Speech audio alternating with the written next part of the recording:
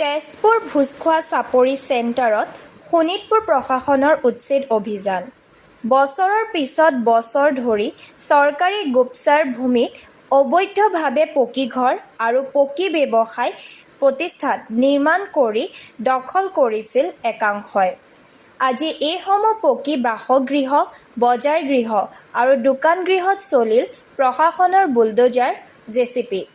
প্ৰায় 10 বিঘা গোপচাৰ ভূমি দখল কৰি নিৰ্মাণ কৰা 65খন দোকান, বজাৰ গৃহৰ লগতে 40টাকৈ বাসগৃহত চলিল প্ৰশাসনৰ বুলডোজাৰ।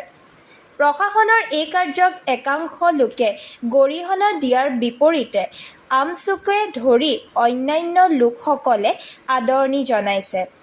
লগতে ক্ষুদ্ৰ ব্যৱসায়ী আৰু উচ্ছেদিত লোকসকলক শীঘ্ৰেই পুনৰ সংস্থাপনৰ দাবী জনাইছে। আৰক্ষী আৰু অৰ্ধসামৰিক বাহিনী মোতায়েন কৰি আজি পুৱাৰে পৰা তেজপুৰ ভোজখোৱা চাপৰি চেণ্টাৰত চলিল উচ্ছেদ অভিযান।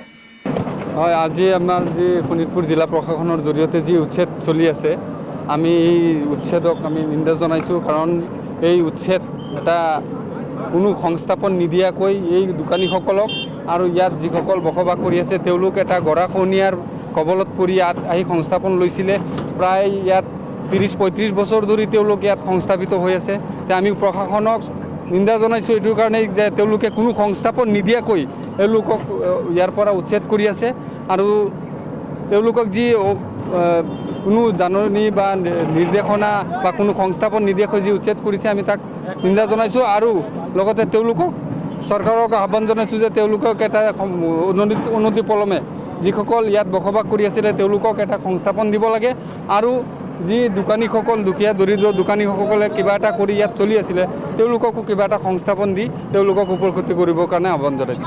এই এভিকশ্যনটো হৈছে ভোজখোৱা চাপৰিত ভাগ নম্বৰ 380, টোটেল 9 বিঘা 4 লেচাৰ মাটি এভিকশ্যন হৈছে।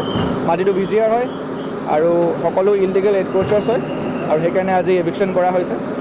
আৰু মষ্টলি কমাৰ্চিয়েল বিল্ডিং আপোনাৰ দেখাই পাইছে, ত' তেওঁলোকে কনষ্ট্ৰাক্ট কৰিছিলে, ত' সেইখিনি আজি উচ্ছেদ কৰা হৈছে। বিজিআৰ মাটি আছিলে। ঘৰ বনোৱা তেনেকৈ দেখা নাই, কিন্তু ইয়াত মষ্টলি কমাৰ্চিয়েল বিল্ডিং, সৰু সৰু দোকান পোহৰ তেনেকুৱা আছিলে।